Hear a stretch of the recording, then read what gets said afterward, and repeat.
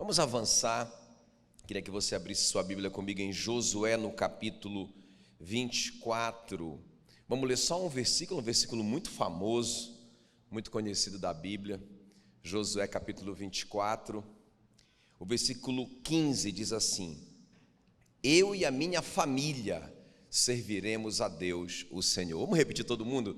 Nessa tradução aqui, não é? Porque vocês conhecem esse versículo assim, né? Eu e minha casa serviremos ao Senhor. Na NTLH fica assim: eu e a minha família serviremos a Deus, o Senhor. Vamos todo mundo? Eu e a minha família serviremos a Deus, o Senhor. Curva a sua cabeça, eu quero orar por você. Espírito Santo querido, muito obrigado, Senhor, por esse domingo. Senhor, que nós estamos aqui reunidos na Tua presença. Senhor, nós queremos, em nome de Jesus, consagrar a nossa família no Teu altar nesse domingo. Ó Deus, e nós clamamos que o Senhor traga uma palavra no nosso coração a respeito da nossa família, a respeito de fortalecer a nossa família, de abençoar a nossa família, em nome de Jesus. Nós oramos e te agradecemos, amém e amém, graças a Deus. Muito bem, essa semana agora passada eu estive em Vila Rica, Mato Grosso. Eu estive ministrando num seminário sobre família, não é? E ninguém foi mais abençoado ali do que eu, não é? Porque quando a gente está estudando, orando sobre o que a gente vai pregar, eu creio que a bênção passa por nós, né? E aí eu fui muito impactado com aquele estudo sobre família, e é isso que eu quero compartilhar com vocês aqui, não é? Porque meu coração está pulsando família, amém? Então, deixa eu começar aqui, nosso tema nessa manhã, o poder da família. Eu quero te mostrar que existe um poder que nós podemos atrair, está à nossa disposição. Esse eu quero te mostrar nessa manhã, quando nós estamos no centro do projeto de Deus a respeito da nossa família, ok? Diga assim bem forte: o poder da família. Então vamos entender. Então a Bíblia, é muito interessante que a Bíblia, do início ao fim, trata sobre família, né? A Bíblia começa com uma família, né? Deus formando uma família, dando uma esposa para o Adão, não é? No meio da Bíblia, olha como é do começo ao fim, no meio da Bíblia, não é? Vamos colocar assim, no começo do ministério de Jesus, onde que é o primeiro milagre de Jesus? Numa família. Ele transforma água em vinho lá no casamento. E o final da Bíblia, né, que acaba lá em Apocalipse 22, não é? O finalzinho do capítulo 21, fala assim, olha, Apocalipse 21:2, diz assim: vi também a cidade santa, a nova Jerusalém, que descia do céu da parte de Deus, ataviada como noiva, adornada para o seu esposo. Percebeu? Então no começo da Bíblia, começa com uma família. O meio da Bíblia, primeiro milagre é numa família. O fim da Bíblia é o casamento de Jesus com a igreja. Ok, queridos? Então tudo na Bíblia é família. E quando Deus chamou Abraão, não é? Quem é o Abraão? O Abraão, ele vai ser o início de tudo, não é? O Abraão vai ser o ancestral de Jesus, que vai resolver o problema do pecado da humanidade. Então, quando Deus planejou o processo redentivo da terra, ele chamou Abraão, e olha o que ele vai dizer para o Abraão, Gênesis 12, versículo 3: através de você serão abençoadas todas as famílias da terra. O que Deus queria? Qual que era o objetivo de Deus ao começar o processo redentivo da terra? Diga comigo: abençoar a minha família. Diga: abençoar a minha família, não é? Então a vontade de Deus é que todas as famílias fossem abençoadas. Amém, queridos? Que coisa tremenda isso, meu Deus do céu. Cada um de nós aqui tem uma promessa sobre a sua família. Agora veja bem, o próprio Deus quer ter uma família de muitos filhos parecidos com Jesus. Está aqui em Romanos 8:29. Porquanto aos que de antemão conheceu, também os predestinou para serem conformes à imagem do seu Filho. Olha só, a fim de que ele, o filho dele, seja o primogênito, o primeiro filho entre muitos irmãos. Então, interessante isso, irmãos. Então, qual que era o alvo de Deus? Ele queria ter uma família. Qual que era o alvo de Deus quando ele quis redimir a terra? Ele não queria só resolver o problema do pecado, ele queria ter uma multidão de filhos parecidos com o primogênito. Meu Deus do céu! Então nós estamos caminhando para ser parecidos com o primogênito, não é? Então Deus queria também ter uma família. O que eu quero te mostrar aqui nessa introdução é o seguinte: que quando nós estamos, ou quando a gente se coloca nesse lugar de abençoar a família, de aprender a nossa função, não é, na família. Quantos maridos tem aqui? Quantos maridos? Olha só. Então, aí o marido descobre a minha função, o que a minha família espera de mim, o que Deus espera de mim na minha família. Quando a esposa também descobre o papel dela, quando os filhos também descobrem o papel deles, quando os pais, não é? Porque uma coisa é ser marido, outra coisa é ser pai. Uma coisa é ser esposa, outra coisa é ser mãe. Então, quando a gente descobre esses papéis que Deus estabeleceu para nós, e nós buscamos cumprir esse papel, não é? Quando a gente está nesse lugar de cumprir esse papel, não estou falando de perfeição, eu estou falando da gente, entendi, eu vou perseguir isso durante toda a minha vida, não é? Agora, quando a gente faz isso, a gente atrai esse poder da família, é isso que eu vou te mostrar nessa manhã, amém, queridos? Vocês estão prontos? Não é? Então eu quero te mostrar só 3 coisas, não é? Que esse poder da família, quando a gente está nesse lugar, porque é o centro da vontade de Deus. Você vê a Bíblia do começo ao fim, você vê o desejo de Deus de abençoar todas as famílias da terra através do Abraão, não é? Você vê Deus querendo ter uma família, não é? Então, quando a gente está nesse lugar, esse poder é liberado sobre nós. E o que é que acontece? Essas 3 coisas. O que vai acontecer como a manifestação do poder da família na nossa casa, na nossa família? Então, em primeiro lugar, o destravamento do nosso propósito. Você pode repetir isso comigo? Diga comigo, destravamento do propósito, ok? Olha o que diz aí Êxodo 18:5. Veio Jetro, sogro de Moisés, com os filhos e a mulher deste, a Moisés, no deserto, onde se achava acampado junto ao monte de Deus. Eu vou ler de novo para você prestar bem atenção. O que é que o Jetro trouxe com ele? A bagagem que o Jetro trouxe com ele, que vai liberar, que vai destravar o propósito do Moisés, né? Porque o Moisés estava travado, a gente vai ver no meio do deserto. Olha a bagagem que o Jetro trouxe. Então vou repetir, Êxodo 18:5. Veio Jetro, sogro de Moisés, com o quê? Com os filhos e a esposa. Amém? Então, irmãos, a gente tem falado um pouquinho sobre propósito, né? Que a pior tragédia, não é, na vida de um homem não é morrer, é viver sem propósito, não é? Eu tenho falado da gente subir uma escada enorme a vida inteira e se esforçar, e quando a gente chega lá no topo, não é? Depois de muitos anos de luta, a gente descobre que a gente subiu a parede errada. Isso é uma tragédia, irmãos. Isso é uma tragédia, não é?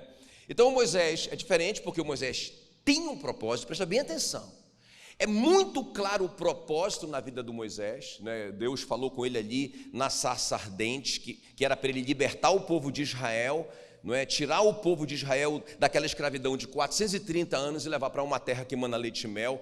Eu até acredito que o propósito do Moisés ele já sabia antes da sarça ardente, porque quando ele era filho da filha do faraó, então ele era um príncipe. Ele era muito rico, mas quando ele entrou em contato com o povo dele, quando ele tinha 40 anos de idade, ele era um jovem, né, 40 anos, e quando ele viu aquela opressão que o povo vivia, ele quis libertar o povo na marra, e ele viu ali um judeu brigando com o egípcio, e o egípcio maltratando o judeu, não é? Porque os judeus eram escravos dos egípcios, e o Moisés matou o egípcio para libertar aquele judeu. Então esse propósito já estava nele, ele só não sabia como ele tinha poder, ele só não sabia administrar esse poder, mas finalmente Deus deixou muito claro para ele o propósito dele. Agora veja bem, ele sai então com o povo, não é, de Israel. Vocês veem todos aqueles milagres que acontecem ali no Egito, não é? As pragas sobre o Egito, o mar que se abriu, e no caminho do deserto faltou comida, ele levantou aquela vara poderosa,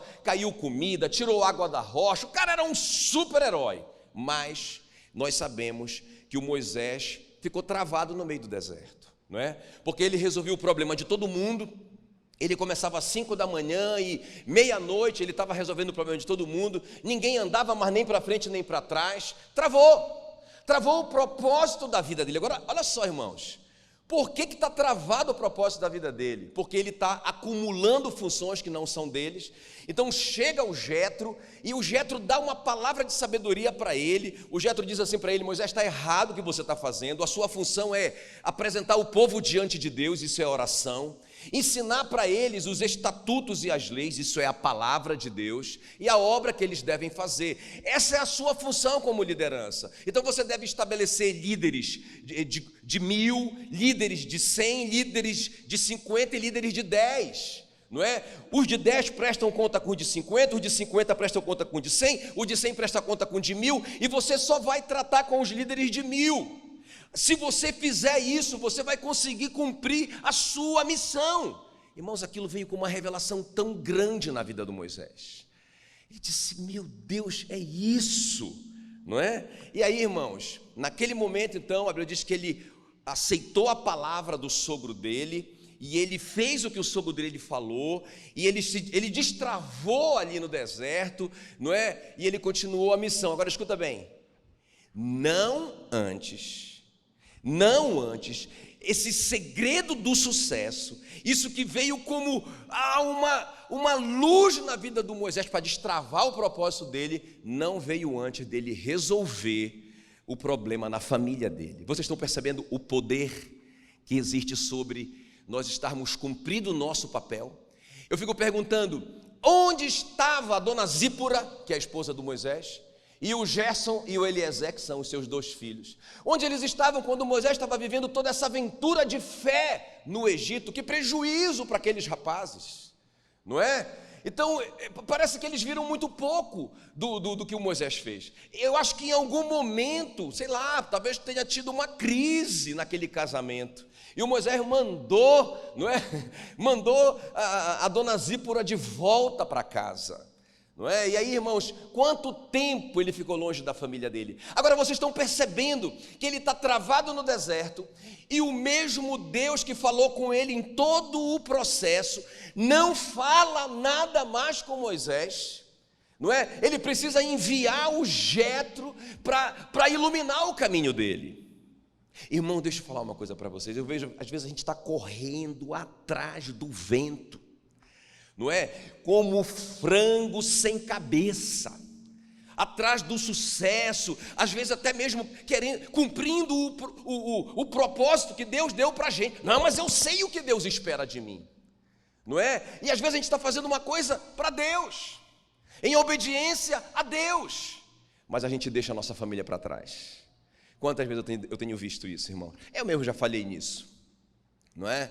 Todos nós somos sujeitos a esse detalhe. Então a gente não tem mais tempo para a família, a gente não tem mais tempo com os filhos, a gente não tem mais tempo de qualidade com a esposa vira sócia de um negócio, a gente não come mais junto, a gente não passeia, porque tudo se resume em a gente cumprir o propósito, em a gente libertar o povo de Israel do Egito. Eu estou fazendo a obra de Deus, mas eu deixei minha família para trás. Irmão, isso vai dar erro. Credo, pastor, vira essa boca para lá. Tá bom, eu viro. Vai dar erro. Por quê? Porque nós saímos do lugar onde Deus nos criou para estar, que é estabelecendo e cuidando da nossa família. Se a gente vacilar com isso, a gente perde o poder, a gente trava. E deixa eu te falar uma coisa aqui, irmão. É quando Deus coloca a mão no nosso peito e diz assim, ó, filho, daqui você não passa. Está travado.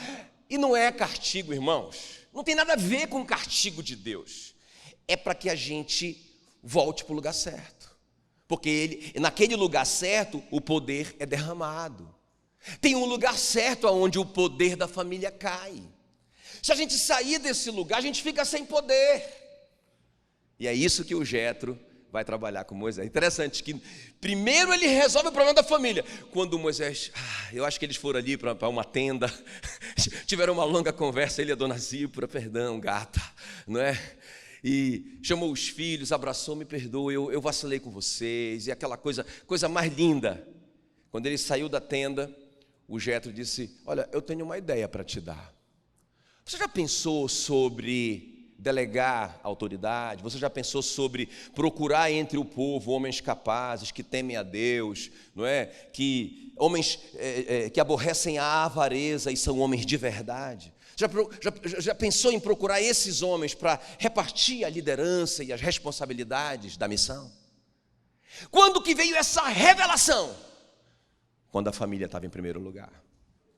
Quem está me entendendo? Às vezes a gente fica assim, ó, Senhor, o Senhor tem que me dar uma ideia. Eu tenho dito, né, que uma ideia excepcional vale mais do que 1000 anos de trabalho. Né? O cara tem uma ideia excepcional. Irmão, é impressionante. E sabe, e essa ideia excepcional é o poder da família.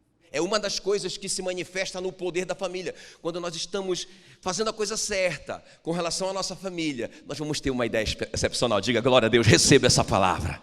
Aleluia. Vamos avançar. Então, em primeiro lugar, o destravamento do propósito. Irmão, não vacila com a sua família. Segundo lugar, esse poder da família. Não é? Quando a gente está nesse lugar, trabalhando pela nossa família, não é? Fortalecendo a nossa família, quando a gente está entendendo que é a vontade perfeita e agradável vontade de Deus, que a gente esteja ali cuidando da nossa casa, não é? Servindo ao Senhor. Então, a segunda coisa que acontece é mudança de nível. Diga comigo, mudança de nível. Diga destravamento do propósito. Diga mudança de nível. Diga destravamento do propósito, mudança de nível, ok? Vamos entender então essa mudança de nível. 1 Samuel 29:8. Então Davi disse a Aquis, o rei filisteu: o que foi que eu fiz? Ou o que achaste em mim, no teu servo? Desde o dia em que entrei para o teu serviço até hoje, para que não vá guerrear contra os inimigos do rei, meu senhor. Irmão, o Davi acabou de ser demitido aqui, eu vou te explicar. Às vezes a gente não entende algumas coisas que acontecem na nossa vida, não é? Então, só para vocês entenderem aqui o contexto, bem aqui ele está sendo demitido, eles estão indo para uma guerra contra Israel. Vamos entender. O profeta Samuel tinha ungido o Davi como rei há 13 anos atrás desse episódio. Quantos anos? 13 anos, não são 13 semanas e nem 13 meses. Ele recebeu uma unção para reinar sobre todo Israel há 13 anos atrás, mas no momento que ele recebeu a unção, irmãos, se levantou uma raiva, um ódio, não é? Uma perseguição do rei Saul, do então rei Saul contra o Davi, porque ele ficou preocupadíssimo, com ciúme, apavorado, vou perder meu emprego. Então ele começou a perseguir o Davi, ele tentou matar o Davi com lança 2 vezes, perseguia o Davi implacavelmente por esses 13 anos, várias vezes, não é? Em algumas vezes o Davi poupou a vida dele, pelo menos 2 vezes o Davi poderia ter matado ele como legítima defesa, mas o Davi não quis matá-lo, não é? Então no final dessa perseguição o Davi já não aguentava mais e o Davi pensou, esse cara vai me pegar, uma hora esse cara me pega. Eu já tive muita sorte, Deus tem sido muito misericordioso comigo, eu vou fugir. E quando Davi então resolveu fugir ali de Israel, ele levou com ele 600 homens, que já estavam com ele também, estavam já fugindo do rei Saul. Então para onde ele foi? Ele foi ser um mercenário, um general mercenário de um rei chamado Aquis. Quem é esse rei Aquis? É um filisteu inimigo do povo de Israel. Vocês estão me entendendo? É importante vocês compreenderem isso. Muito importante vocês entenderem isso, para vocês entenderem o poder da família na mudança de nível. Quando a gente vai mudar de nível. Às vezes a gente está travado no nível, não passa do nível, fica a vida inteira no nível. Não, a gente tem que mudar de nível. Quem quer mudar de nível? Então te liga, te liga. Então, o Davi está ali servindo esse cara, e por 1 ano e 4 meses... o Davi é um soldado, é um general mercenário, e ele tem um pequeno exército de 600 homens. O que o Davi faz? O Davi, como Israel é inimigo dos filisteus, os filisteus querem dominar Israel, o Davi vai para a batalha, mas ele não vai contra o povo dele, contra Israel. Ele vai contra uma outra cidade lá, então ele mata aquelas pessoas ali, e ele pega os despojos e ele leva para o rei. O rei pensa que ele está fazendo isso contra Israel, ele não está fazendo por 1 ano e 4 meses, ele está, fazendo isso, ele vive disso. Ele pega os despojos, uma parte é para o rei, uma parte é para ele e para o exército dele. É assim que ele está vivendo. Quanto tempo? 1 ano e 4 meses. Só que finalmente, irmãos, o golpe final, a oportunidade do Davi, porque agora os filisteus se reuniram em volta de Judá, e eles vão detonar com Judá. E aí o Davi tem a confiança do rei Aques, e o rei Aques diz para ele assim: agora você vai lutar contra Israel, nós vamos vencer, nós vamos conquistar essa grande nação, e você, rapaz, você é o meu herói de guerra, você está comigo. Davi disse: tamo junto, amém? Tamo junto. Aí, irmãos, beleza. E quando qual que era o plano do Davi? Quando eu estiver lá, eu volto, eu viro e destruo os inimigos do povo de Deus. O Davi está servindo a Deus, não é? Agora veja bem, então eles vão para a batalha, só que ali na batalha, irmãos, olha só que coisa interessante, parece uma derrota, né? Porque os príncipes filisteus chamam o rei e dizem para ele: olha, esse cara aí não é de confiança, porque vai que ele se vira contra nós, olha. E eu acho melhor a gente demitir ele, manda esse cara voltar. Não, esse cara é muito bom, ele é um bom guerreiro, esse Davi. Não é bom esse cara estar lá não com a gente. Irmãos, descobriram tudo. Aí o rei chama o Davi e diz assim: olha, eu queria que você fosse comigo, porque você é muito leal para mim durante 1 ano e 4 meses. Mas os príncipes não querem que você vá. Então você está despedido. Volta para casa. O Davi ficou arrasado, irmão. Os planos foram por água abaixo. Ele recebeu uma unção há 13 anos atrás, e cada vez mais ele está mais longe de cumprir isso, desse nível, para onde Deus queria que ele fosse. Quem está me entendendo? Meu irmão, aí olha só o que vai acontecer. O que tem a ver com família? Aí ele volta para casa, frustrado, ele e os 600. A casa dele fica numa cidade pequena chamada Ziclag. Ele volta para casa. Só que quando ele chega em casa, aí, olha, escuta bem, olha onde vai entrar o poder da família. Quando ele chega lá, irmãos, a família dele tinha sido raptada. Não só a família dele, mas a família dos 600. Veja bem que o cara está servindo a Deus, o cara está trabalhando, o cara é um herói de guerra, o cara serve ao rei, o cara é quase um ministro da defesa do país, mas a família dele está vulnerável. Quem está me entendendo? O inimigo está entrando na família dele. Levou as esposas de todo mundo, levou os filhos de todo mundo. Olha, o inimigo pegou a esposa, pegou o filho, ok? O inimigo pegou os bens dele tudo, e o que sobrou queimaram. O Davi está arrasado, a Bíblia diz que eles choraram até não ter mais força para chorar. Cadê o poder da família, pastor? Irmãos, se você ler, não é, esses capítulos anteriores a esse episódio, você vai ver que depois que o Davi foi viver com os filisteus, você não vê o Davi orar, você não vê o Davi buscar o Senhor. Olha, eu não quero assim, né, falar mal do rei Davi, tá? Depois ele vai me dizer: rapaz, como é que você fala um negócio desse? Eu orava em secreto. Não, tudo bem, mas eu vou dizer para ele: não, rei, mas espera aí, não está na Bíblia, o senhor tem que me perdoar, não é? Parece que o cara perdeu uma conexão com Deus. Quando ele chega na casa dele e vê aquela tragédia estabelecida na casa dele, esse cara vai orar pela primeira vez. E ele ora, Deus dá uma palavra para ele, que é para ele perseguir aquele grupo amalequita, não é? Que é uma multidão como a areia da praia do mar. E Deus diz que ele não só vai restaurar as famílias, mas ele também vai pegar o despojo daquela guerra. Pode ir. Agora escuta bem, irmão, olha que eu fiquei impressionado com essa história. Aí quando Davi vai, ele se coloca naquele lugar que eu falei para você. Qual que é o lugar? Libertar minha família. Qual que é o lugar? Proteger a minha família. Qual que é o lugar? A minha família é a minha prioridade. Está antes do trabalho. Parece que o Davi, ele perdeu isso, né? Está trabalhando duro, está correndo muito, mas a família ficou lá vulnerável. O inimigo pegou a família dele, não é? Por que ele não deixou um grupo cuidando da família? Não é? Vamos para a guerra, não. Eu tenho 600 homens, rapaz, minha família é importante, fica pelo menos 100 aqui. Não, vamos dar tudo, para ganhar tudo, para pegar tudo. Não. cuidado, irmão.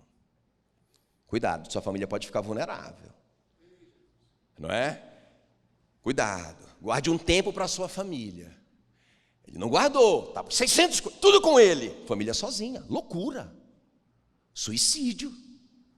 Agora veja bem, quando Davi se coloca naquela posição e ora e busca a Deus, e ele vai, e Deus dá uma palavra, priorize sua família, camarada. Vai buscar sua família de volta, vai resgatar sua família.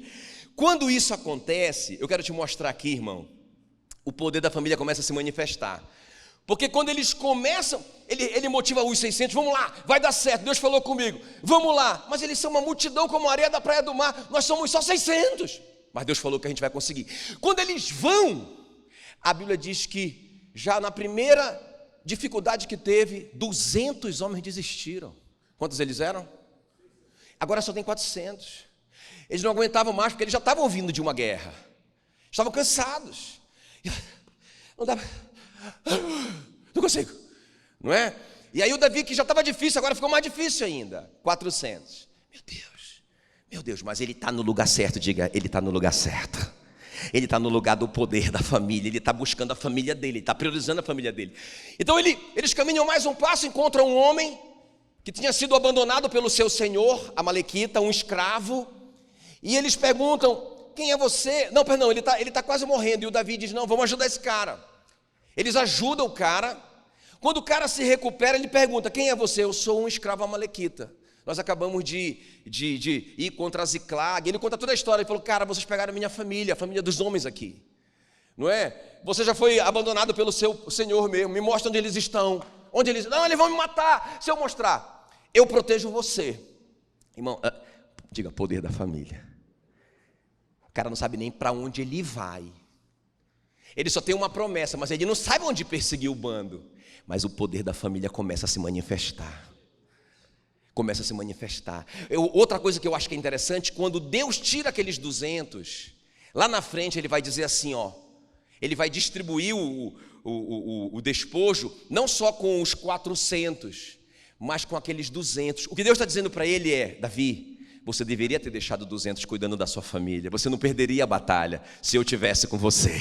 Se o poder da família estivesse com você, bastavam 400. Você poderia ter deixado 200 cuidando da sua casa. Então aqueles 200 ficam para trás e só 400 vão para a guerra, irmãos, e acontece um grande milagre, porque 400 homens destroem uma multidão como a areia da praia do mar, não ficou nenhum em pé, só alguns que conseguiram fugir. E a Bíblia diz que o Davi, então, além das esposas de todo mundo, além dos bens que eles roubaram, o Davi pegou um grande despojo daqueles inimigos. Irmãos, ele mandou presente para todas as tribos de Israel. Agora, o que tem a ver isso com mudança de nível? Quando o Davi é vitorioso, irmãos, ele recebe, olha só, eu quero ler para você. Porque, olha aqui, vamos entender. Quando Davi volta para casa vitorioso e tal, mandou presente para todo mundo, aí o que acontece? Lembra dos filisteus que despediram ele? Quem está comigo? Lembra daquela guerra que ia haver contra Israel? Quem está comigo aqui? Naquela guerra, o Saul foi morto, o rei Saul foi morto.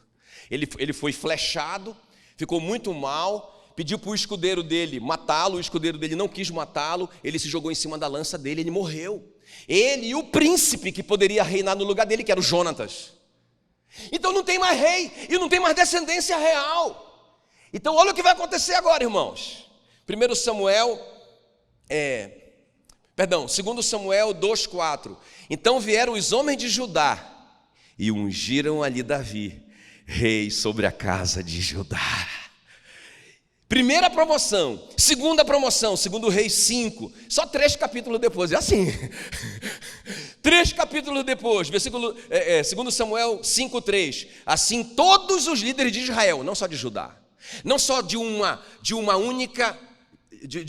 único, vamos colocar assim, como se fosse um estado, né? Não só Judá, ele já era rei sobre Judá. Agora, irmãos, eles chamam todo mundo, todos os príncipes, assim todos os líderes de Israel, agora do país inteiro, foram se encontrar com Davi em Hebron. Davi fez um acordo sagrado com eles e eles ungiram rei sobre Israel. Agora presta atenção, 13 anos que ele estava ungido para ser o rei. 13 anos que ele estava autorizado para reinar sobre a nação. Mas 13 anos que ele passou fugindo do rei Saul. Não é? Pelo que a gente percebe, o Davi não priorizava a família dele. Quando finalmente ele entendeu isso, irmãos, imediatamente após ele ter restaurado a família dele, agora ele entendeu que ele pode deixar 200 sempre, porque funciona. Que ele não tem que dar toda a força para ganhar as coisas, para conquistar as coisas. Ele pode deixar uma parte muito considerável para a família. Isso inclui tempo, isso inclui, não é, romantismo. Isso inclui tanta coisa legal, irmãos. Mas eu vou levar só 400. Mas se o Senhor é contigo, se o poder da família está sobre você, você vai conquistar do mesmo jeito, ainda que seja uma multidão como a areia da praia do mar. Vocês estão me entendendo? É impressionante, o cara passou 13 anos. Em 13 segundos, ele se tornou o rei de Israel. Quem está me entendendo? Estão comigo? Correndo atrás, correndo atrás, correndo atrás. Se você deixar sua família para trás, você pode travar o seu propósito, ainda que você esteja servindo a Deus. Se você deixar sua família para trás, sua família pode ser pega pelo inimigo. Seus filhos podem ser pegos pelo inimigo. Não é? Prioriza a sua família. Deus vai te promover. A Bíblia diz assim que Deus é que estabelece reis e remove reis. Não é você, bonitão, ou bonitona. É Deus que remove reis, estabelece reis. Quem está comigo? Amém? Vamos avançar então para a gente concluir. A terceira coisa que acontece na vida daqueles que estão nesse lugar, cuidando da família, priorizando a família, não é? Buscando fazer a sua parte na família. A terceira coisa aqui, diga comigo, transferência de legado. Diga assim, destrava o propósito. Muda o nível. Vamos colocar eleva o nível, porque pode mudar, pode ser para baixo. Então vamos assim, diga assim, destrava o propósito, eleva o nível e transfere o legado. Só vocês agora. Destrava o propósito, eleva o nível, transfere o legado.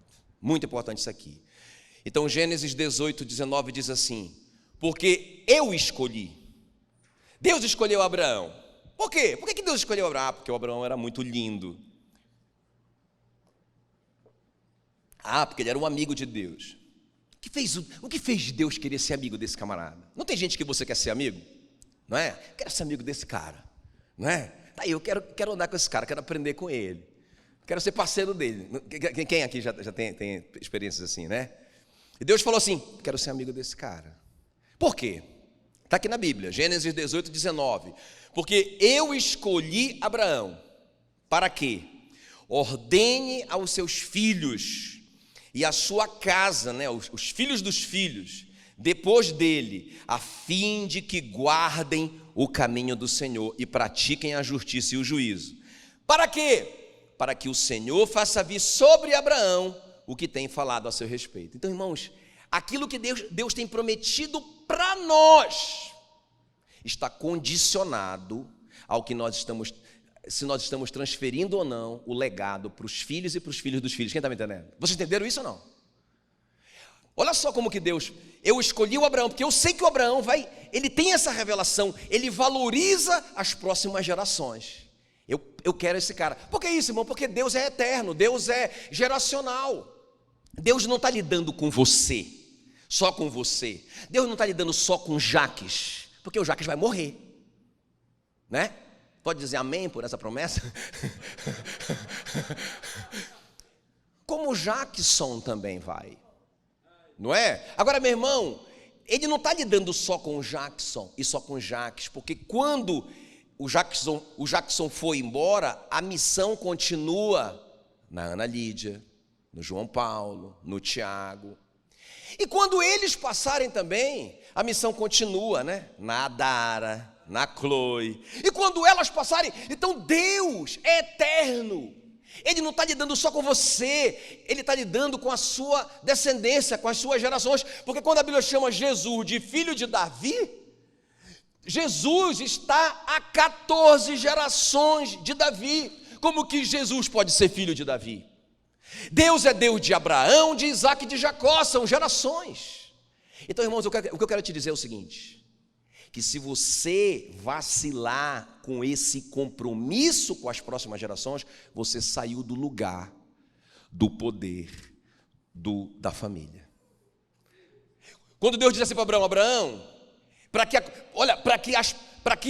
que o Senhor faça vir sobre Abraão o que tem falado a seu respeito, para que isso aconteça na geração do Abraão, o Abraão tem que ter a responsabilidade de transferir o legado para as próximas gerações. Que coisa interessante. A bênção que nós precisamos para agora está ligada, vinculada ao nosso compromisso com as próximas gerações. Quem está me entendendo? Irmão, por que Deus coloca isso como um mandamento? Por que Ele estabelece isso como uma ordem?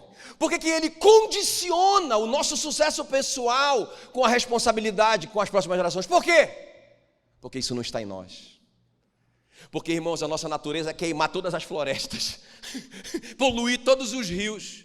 A nossa natureza humana diz assim: eu vou viver bem, os córregos vão estar limpinhos na minha descendência. Sinto muito, minha netinha, mas te vira lá, tá? Essa é a nossa natureza humana, nós somos naturalmente egoístas.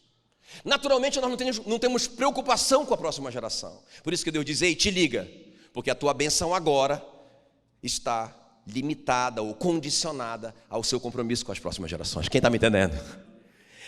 Eu escolhi Abraão para que ele ordene aos seus filhos e aos filhos dos seus filhos depois dele, a fim de que guardem o caminho do Senhor e pratiquem a justiça e o juízo, para que o Senhor faça vir sobre Abraão o que tem falado a seu respeito. Salmo 145:4 diz: uma geração louvará outra geração as tuas obras e anunciará os teus poderosos feitos. Diga glória a Deus.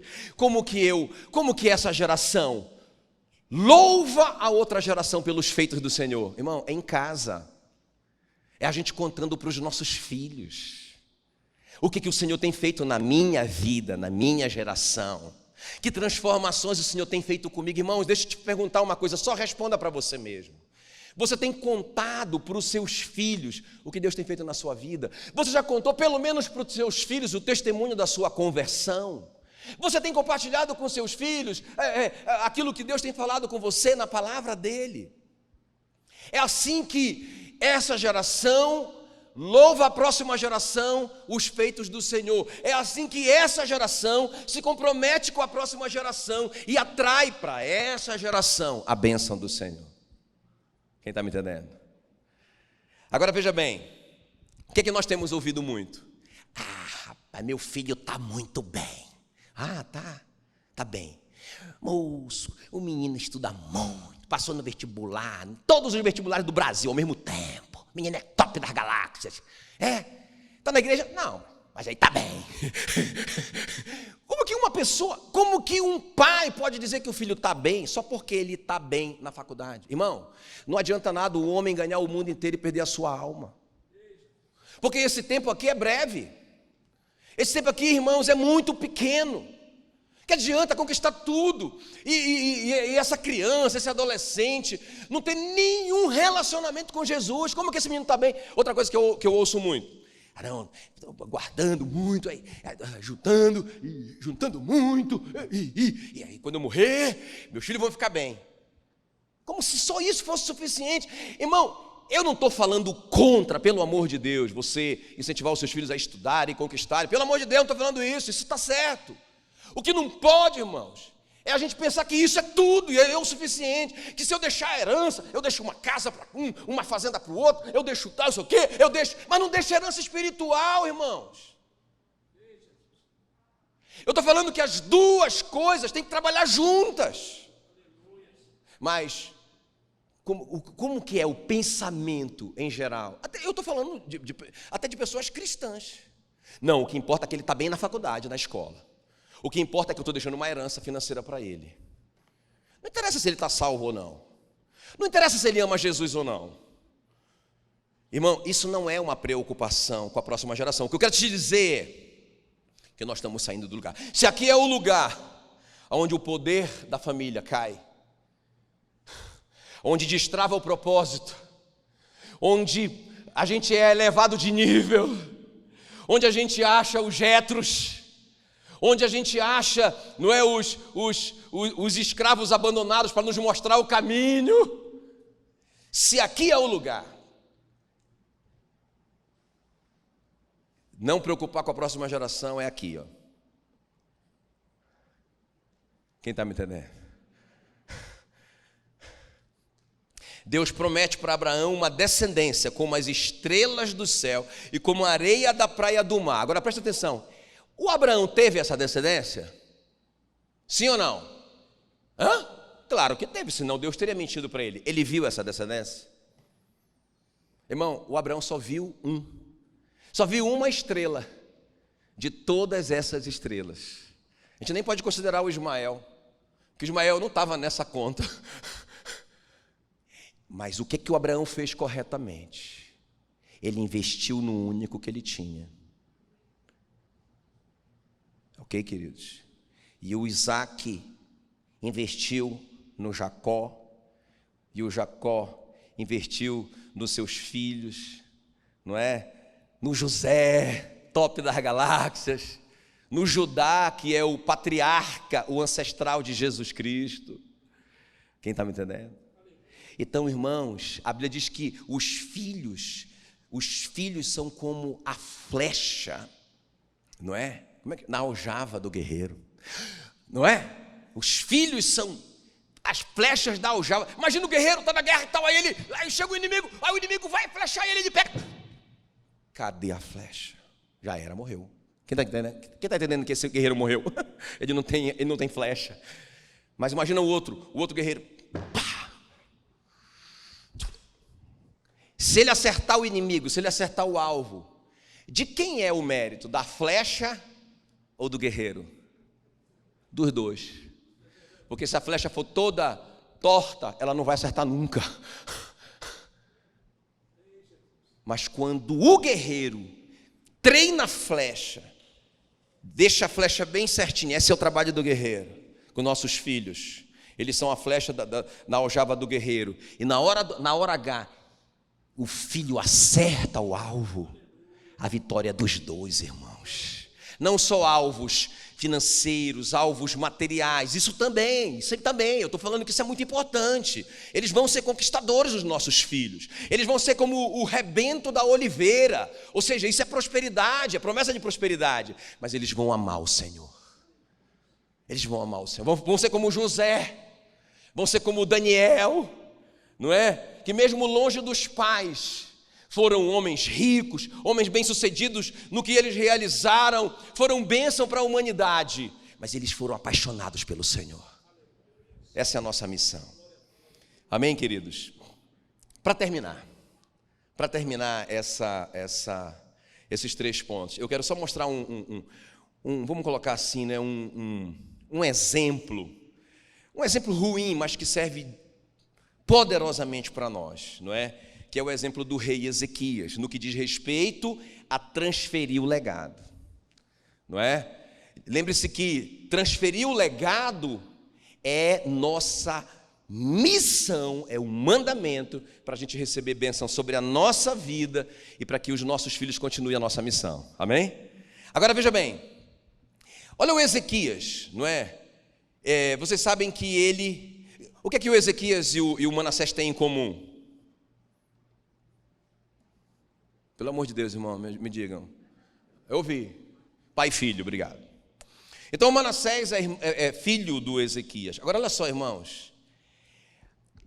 Isso aqui me tocou demais quando eu estava estudando para esse seminário. Porque a Bíblia diz, então, que o Ezequias ficou top da galáxia. Ele tinha toda a herança da terra para deixar para o Manassés. Milionário. O Manassés estudou nas melhores universidades do mundo na época. Filho do rei, top da galáxia, treinado para ser o próximo rei de Israel. O Ezequias só não treinou ele para amar o Senhor. Olha como que isso é uma tragédia. A Bíblia diz então que vieram homens da Babilônia, não é? Que também era uma mega potência da época, e vieram visitar o rei Ezequias. E aí a Bíblia diz que o Ezequias mostrou tudo que ele conquistou. Isso aqui é o meu reino, isso aqui eu fiz, olha essa piscina aqui, esse prédio, essa ponte, isso aqui, olha o meu tesouro aqui, abri o cofre, aqui a minha conta bancária, olha aí, eu sou o cara. Quando os babilônicos saíram, aquela comitiva, aqueles príncipes, o profeta Isaías, que era primo do rei Ezequias, chegou. Ele falou: quem são esses homens? Ele disse: eles são os príncipes da Babilônia. O que eles vieram fazer aqui? Vieram conhecer o reino. E você mostrou tudo para eles? Tudo. Não faltou nada, de coisa alguma eu mostrei tudo. Aí o Isaías vai dizer assim para ele: assim diz o Senhor, segundo Reis 20:17: eis que virão dias em que tudo quanto houver em tua casa, com o que entesouraram teus pais até o dia de hoje, será levado para a Babilônia. Ok? Primeira coisa, não ficará coisa alguma, diz o Senhor, dos teus próprios filhos que tu gerares, tomarão para que sejam eunucos. O que é um eunuco? Era um guerreiro que protegia as princesas, o harém do rei. Claro, para que não tivesse perigo, o mal era cortado pela raiz. Isso era um eunuco. Então, o que você entesourou e os que os teus pais entesouraram antes de ti, que você se preocupou tanto em guardar, eles vão levar. Mas não somente isso, seus filhos vão ser levados como escravos, vão ser eunucos do rei. Agora preste atenção. Versículo 19: então disse Ezequias a Isaías: boa é a palavra do Senhor que disserte, pois ele pensava: haverá paz e segurança em meus dias. Irmãos, qual foi a conta do rei Ezequias? O cara foi falando para ele: olha, o que os seus pais deixaram para você e o que você deixou para os seus filhos vai ser levado. Os seus filhos vão ser pegos e vão virar eunucos do rei da Babilônia. Aí ele fez a conta. Entendi. Quer dizer que eu não pega nada comigo, só com meu filho. Boa essa palavra. Top, profeta. Eu não vou nem traduzir o que ele disse para a linguagem de hoje, com relação aos filhos dele. Irmão, olha só. Esse cara sai da posição aonde o poder da família cai. Agora olha o que vai acontecer com o Manassés. Beleza. Então Manassés assumiu o trono. Aconteceu, ele começou a reinar.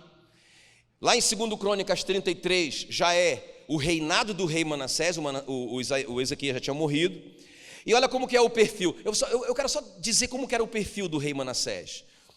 2 Crônica 33, 2: fez o que era mal perante o Senhor. Ele recebeu uma grande herança, ele recebeu um dos tronos mais ricos da história de Israel, que foi o reino do rei Ezequias. Ele sabia tudo de tudo, ele reinou por 55 anos. Esse cara foi um sucesso aqui na terra. Mas, irmãos, o registro que está para sempre é que ele fez o que era mal perante o Senhor. Olha só o resumo da ópera, versículo 3: pois tornou a edificar os altares que Ezequias, seu pai, havia derrubado. Irmão, toda a obra do pai dele. Você está entendendo que não passou o legado? O que eu quero te dizer é que se eu construo algo para Deus e o meu filho vem e derruba tudo, o que eu construí? Nada. Eu construo um prédio para Deus, o meu filho vem e implode o prédio. Bum! Aí Deus vem, porque ele é geracional, vê o prédio nas próximas gerações. Cadê o prédio que o Jackson fez? Não fez. Então, não fiz prédio. Vocês estão entendendo a tragédia disso? O cara desfez tudo o que o pai dele fez. Meu Deus, eu fico imaginando quando a gente encontrar o Ezequias no céu, porque com certeza esse cara vai estar lá no céu, não é? Ele vai ser jardineiro do apóstolo Paulo, não é? Ele não vai ter galardão, porque o filho dele desfez tudo o que ele fez.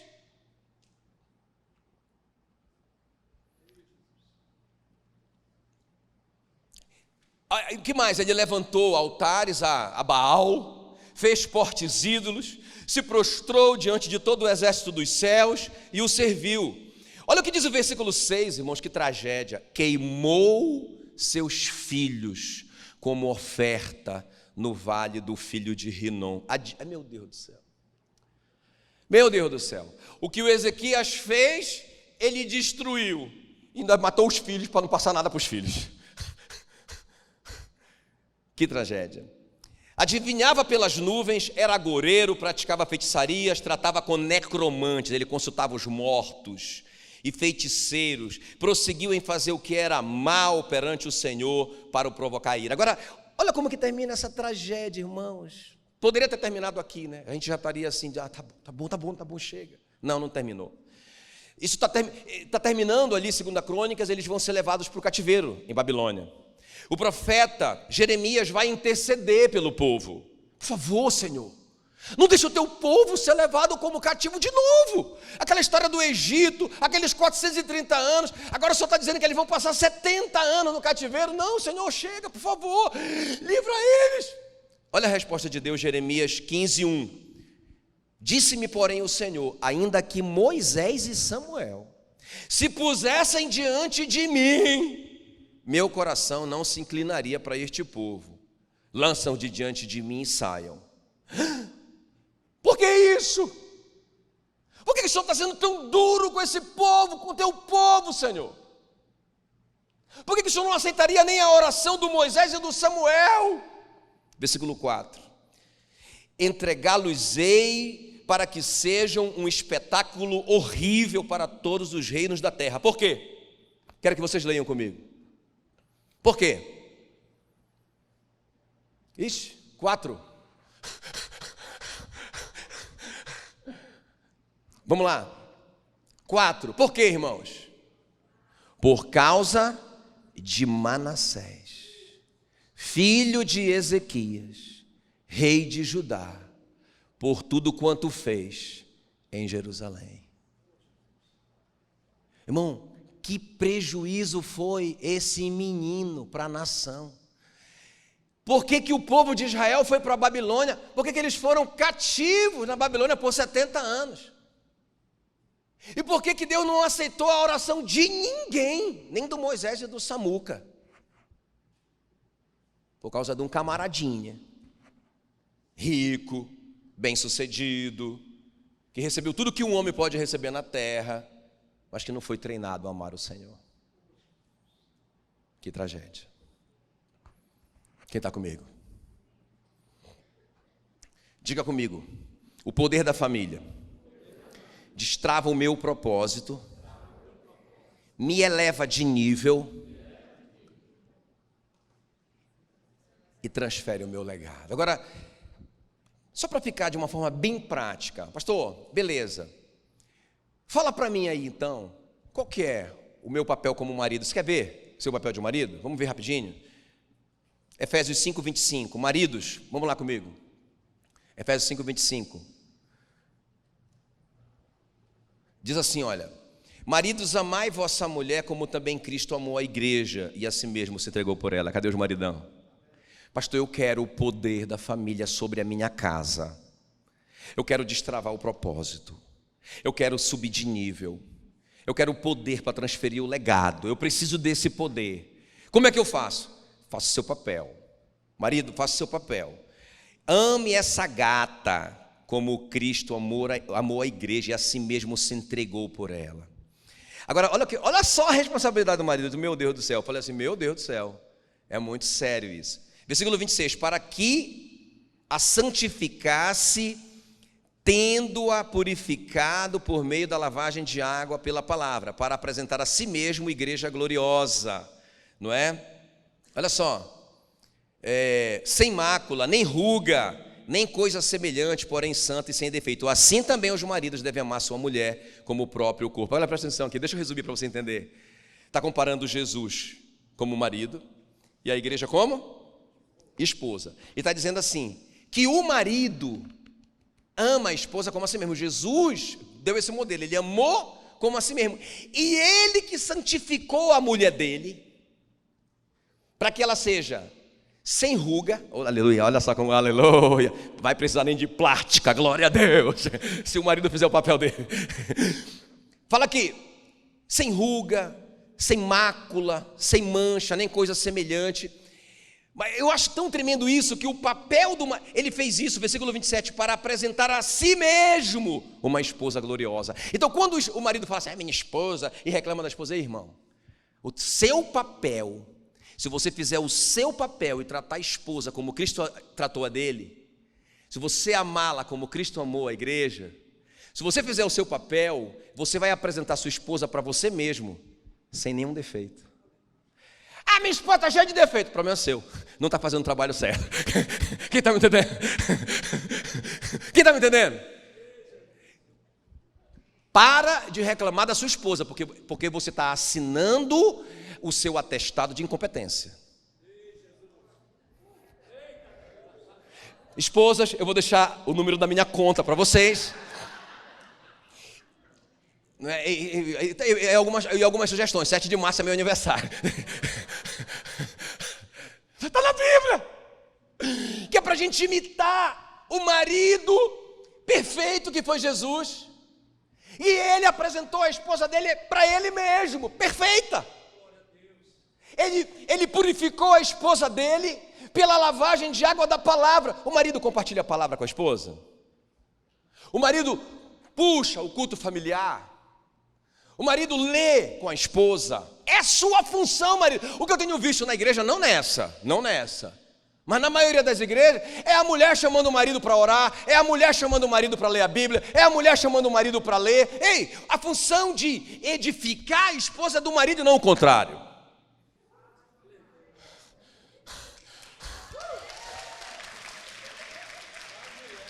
Calma. Agora, para eu não perder o presente de aniversário dos maridos, qual o papel da esposa? Pastor, eu como esposa quero a minha família, que venha sobre a minha família o poder da família, para destravar o nosso propósito na vida, para nos elevar de nível, para a gente transferir o legado para os nossos filhos. Eu quero esse poder. A esposa, qual que é o seu papel? Efésios 5:22. As mulheres sejam submissas ao seu próprio marido. Como?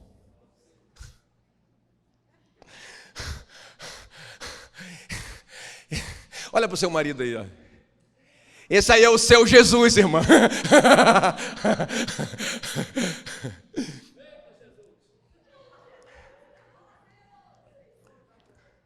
Irmão, é forte, não é? É forte. Eu sou submissa. Você é submissa como a Cristo? Também não exagera, né, pastor? Mas então, irmã, você está saindo do lugar. Seu lugar é lá.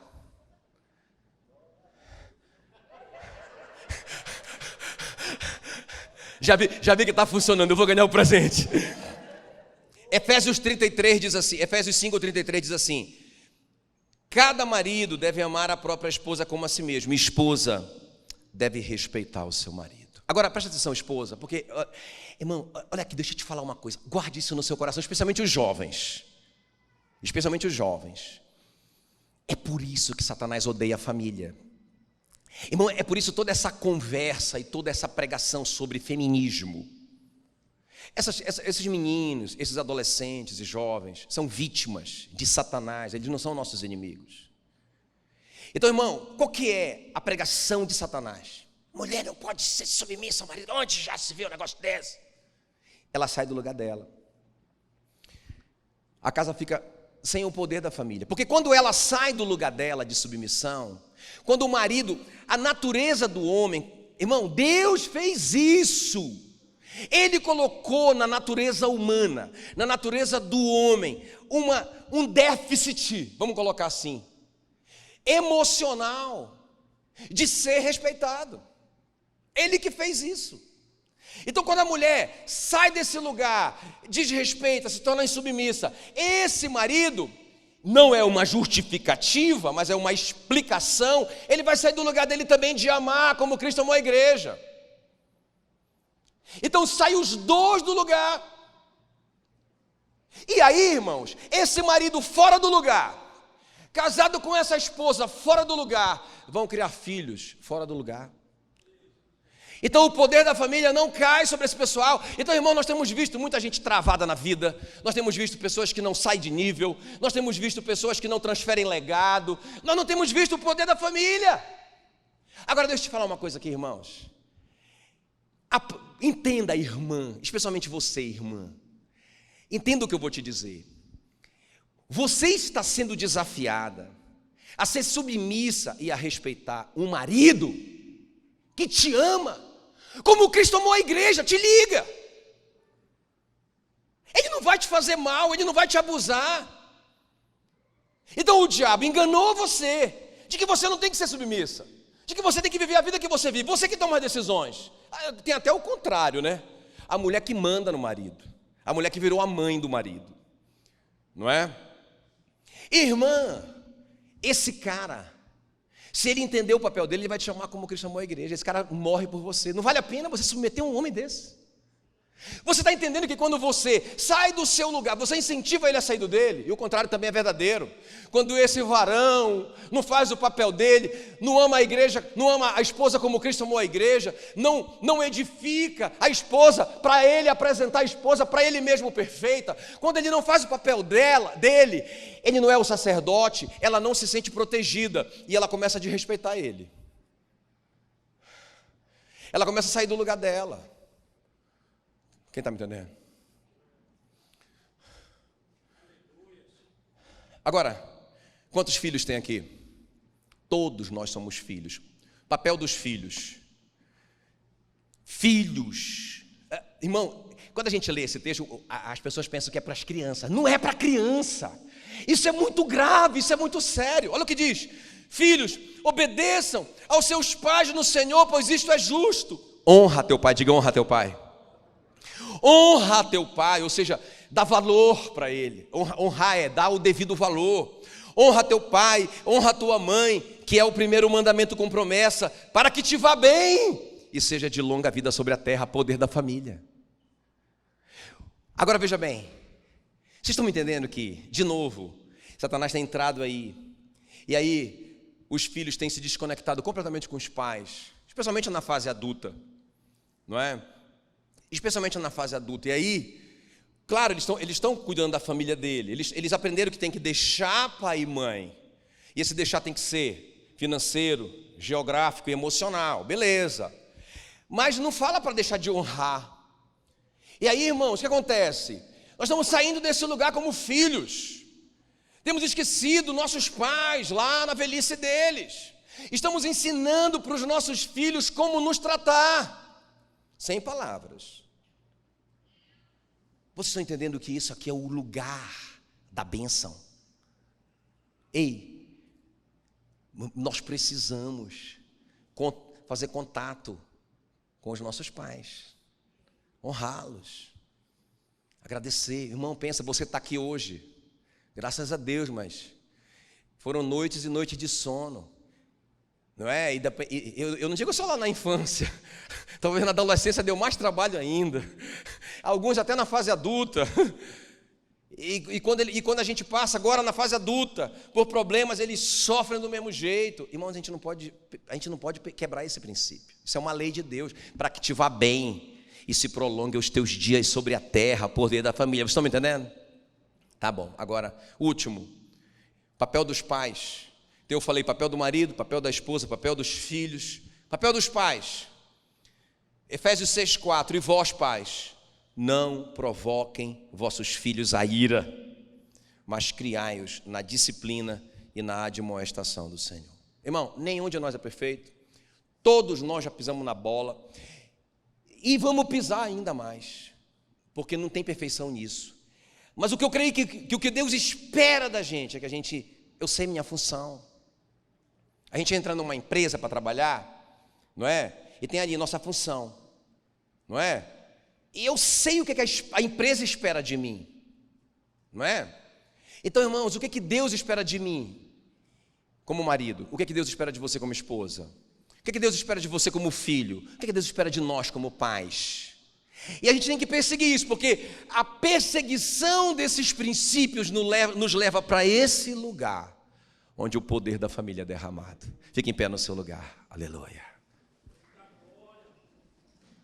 Coloque a mão no seu coração. Olha, terminei bem no horário, meu Deus. Falta 1 minuto só para orar. Coloque a mão no seu coração. Espírito Santo querido, eu sei que essa palavra veio do Senhor para nós, no meio de uma sociedade que tem sido tão influenciada por Satanás e que odeia a família e os princípios da família. Uma sociedade que incentiva o marido a ter outras esposas, uma sociedade que incentiva o marido a correr feito frango sem cabeça atrás de dinheiro e deixar a família para trás, uma sociedade que chama a mulher submissa eu não vou falar, uma sociedade que chama filhos obedientes de caretas, uma sociedade que chama pais que dialogam, que têm amizade com os filhos, de bobos. Senhor, nos ensina a ser maridos, esposas, filhos e pais. Nos ensina a praticar esses princípios da família. Nos ensina, Senhor, a atrair o poder da família sobre a nossa vida. Em nome de Jesus. Porque eu sei, Senhor, que não adianta só orar, porque a tua palavra diz em Provérbios 28, 9, que aquele que despreza a palavra, até a sua oração é abominável. Então, se nós quebrarmos esses princípios da tua palavra, não tem oração que atrai esse poder sobre a nossa família. É em nome de Jesus que nós oramos e te agradecemos. Amém, amém. Deus abençoe.